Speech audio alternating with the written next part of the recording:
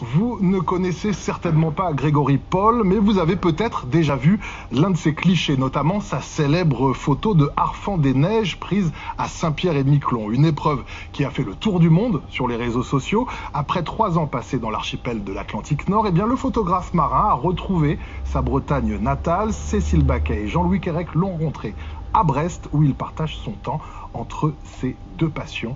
Reportage. La barre est 10 à droite. À bord de l'Iphigénie, un simulateur basé à l'école navale de Brest, 2 élèves apprennent 70. les rudiments de la navigation.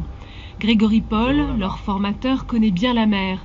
Pendant 3 ans, il a navigué à bord du Fulmar, l'unique bâtiment de la marine amarré à Saint-Pierre-et-Miquelon. Sur le Fulmar à Saint-Pierre, on est 2 en fait en passerelle. Il y a des bâtiments où on peut se retrouver à 10.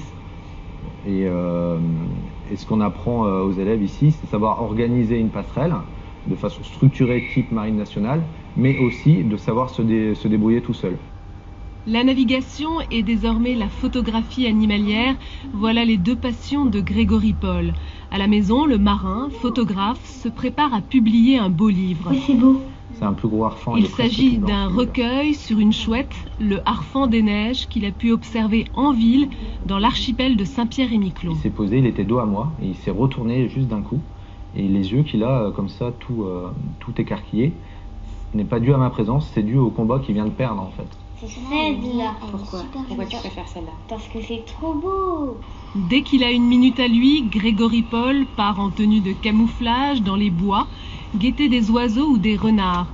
La photo, un vieux rêve qui lui vient de la Calypso, le navire du commandant Cousteau, encore un marin. Déjà, je voulais faire partie de l'équipe Cousteau.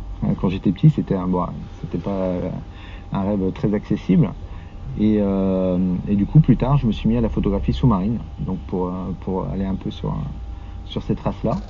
Et puis au fur et à mesure, je me suis diversifié et comme on ne fait pas de photos sous-marines tous les jours, je me suis mis à photographier les animaux et la nature en général. Et le photographe fourmille de projets, une exposition à l'orangerie du Jardin du Luxembourg à Paris et un recueil de photos sur Saint-Pierre-et-Miquelon, sa nature, ses paysages étonnants. Voilà, c'est la fin d'Info Soir. Merci de nous avoir suivis.